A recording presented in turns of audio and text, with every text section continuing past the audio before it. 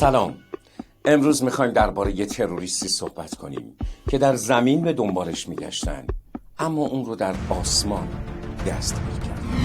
تروریست مشهور و ملعون عبدالمالک ریگی. عبدالمالک ریگی چگونه دستگیر شد؟ با ما همراه باشید تا به اتفاق مروری داشته باشیم بر نحوه دستگیری تروریست مشهور شرق کشور عبدالمالک ریگی. امروز 5 اسفند سال 1317 حضرت امام خمینی رحمت الله علیه نگارش کتاب شرح 40 حدیث را در چنین روزی به پایان رساند. شرح 40 حدیث کتابی اخلاقی، عرفانی و اعتقادی به زبان فارسی است. در این اثر بسیاری از مسائل اخلاقی مانند اخلاص، ریا، توکل، حسادت، عجب، توبه، خوف و رجا و صبر و برخی از مسائل اعتقادی مانند جبر و اختیار و معاد و برخی از مسائل عرفانی مانند لقاء الله بر اساس 40 حدیث از احادیث کافی مطرح و شرح شده است. سال 1327 محمد رضا پهلوی طی یک سخنرانی ضمن تشریح مشکلات کشور و انتقاد از عملکرد مجلس شورای ملی توانست زمینه‌ای برای تشکیل مجلس مؤسسان دوم با تغییر مفاد اصل 48 قانون اساسی ایجاد کند. مجلس شورای ملی که تا آن هنگام حداقل بر حسب ظاهر قانونی تشکیل، فعالیت و انقضای مدت آن مسئول از دخالت و اراده شاه بود، عملاً تحت سیطره او قرار گرفت. بدین ترتیب شاه مختار شد هرگاه مصلحت دید بر عمر مجلسین شورای ملی و سنا خاتمه دهد و فرمان برگزاری انتخاباتی نو و خودخواسته را صادر نماید.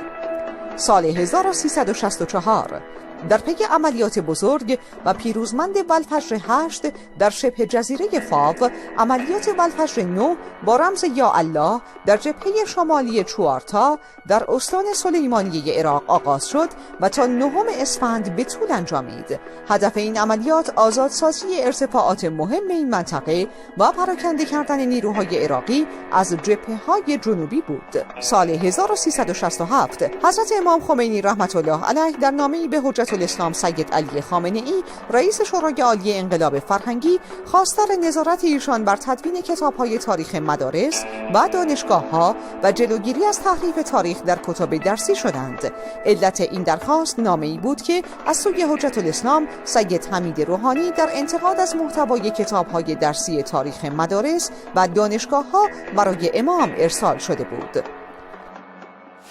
عبدالمالک ریگی متولد سال 1361 شمسی در طایفه ریگی یکی از طوایف استان سیستان و بلوچستان بود. وی تحصیلات کلاسیک ندارد و تنها چند سال در یکی از حوزه‌های علمیه اهل سنت مشغول به تحصیل بوده که البته از آنجا نیز اخراج شد.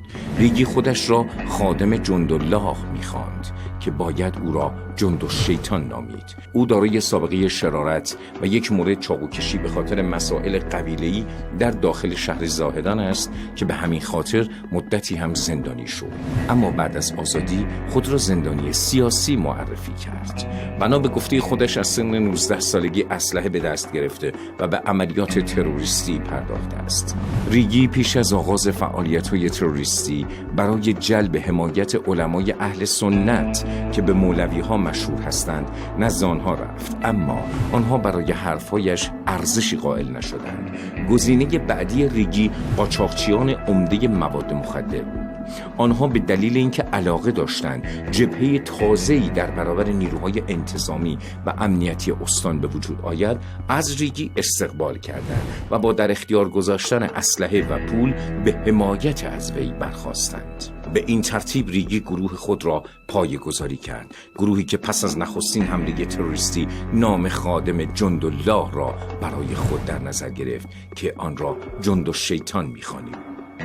این گروه هدف اصلی خود را دفاع از حقوق ملی و مذهبی قوم بلوچ و اهل سنت در استان سیستان و بلوچستان اعلام کرد، اما بسیاری از مردم غیر نظامی منطقه نیز قربانی عملیات تروریستی ریگی و گروهش شدند. جندالشیطان بعد از مدتی جنبش مقاومت ملی ایران را برای خود نام نهاد. این تغییر نام نمایانگر تغییر حامیان و خط دهندگان اصلی به گروه ریگی بود. پس از این تغییر نام بود که صدا و عکس ریگی به بسامد برخی از شبکه‌های تلویزیونی سلطنت طلب تبدیل شد. یکی از مجاری تبلیغات ریگی در رادیو صدای بلوچ بود که از استکهلم سوئد پخش می‌شد.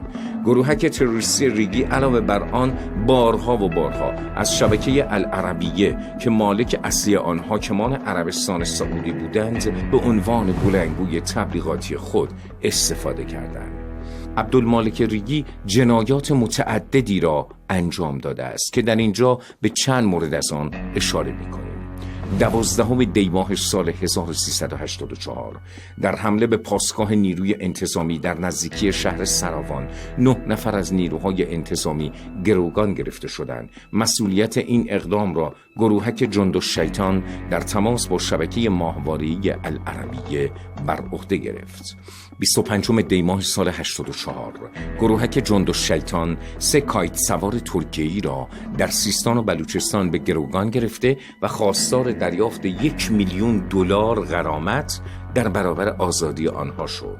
25 اسفند 1384 اعضای گروهک تروریستی جندالشیطان با بستن جاده زابل زاهدان در منطقه تاسوکی به 6 خودرو عبوری حمله کردند. در این عملیات تروریستی 22 نفر شهید شده و تعداد دیگری هم گروگان گرفته شدند. در میان شهدای این حادثه برخی از مسئولان از جمله مسئول حراست فرمانداری، مسئول امور آب زاهدان و یکی از روحانیون عضو دفتر نمایندگی ولایت فقیه در استان سیستان و بلوچستان از جمله شهدای این حادثه بودند و همچنین فرماندار زاهدان و معاونش نیز در میان زخمیان این حادثه دیده شدند. 25 بهمن 1385 انفجار در خودرو بمبگذاری شده در مسیر اتوبوس حامل اعضای سپاه پاسداران انقلاب اسلامی در بلوار سارالله زاهدان 13 نفر شهید و 30 نفر دیگر هم زخمی شدند. گروهک تروریستی جندالشیطان مسئولیت این عملیات تروریستی را بر عهده گرفت.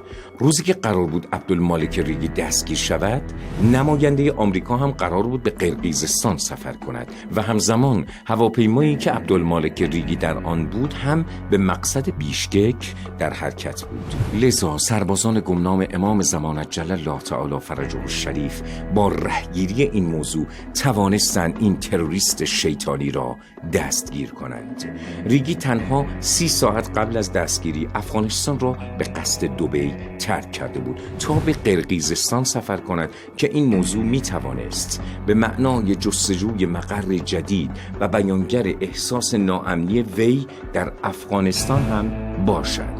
بنابر اعترافات عبدالمالک ریگی در ابتدای دستگیری، امریکا به او و گروهش قول همکاری و حمایت داده بود و سازمان سیاه هم با آنان در ارتباط بود.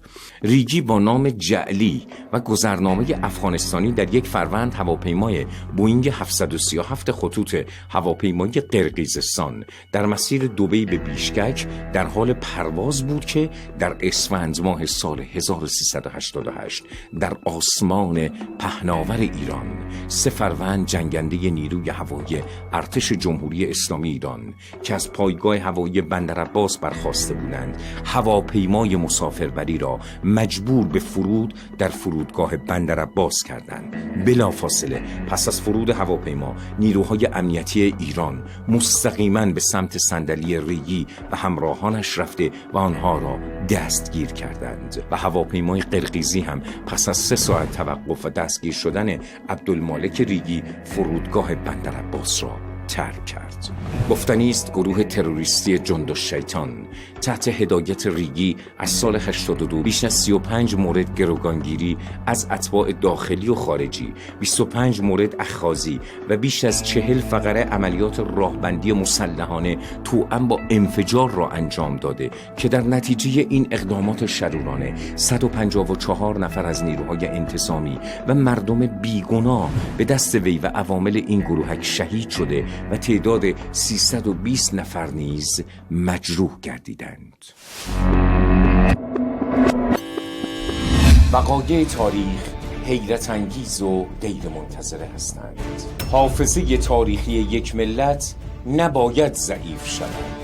تاریخ یعنی فهم امروز برای هموار کردن راه آینده. مردمی که تاریخ نمیدانند محکوم به تکرار دوباره آن هستند. با ما همراه باشید در این سفر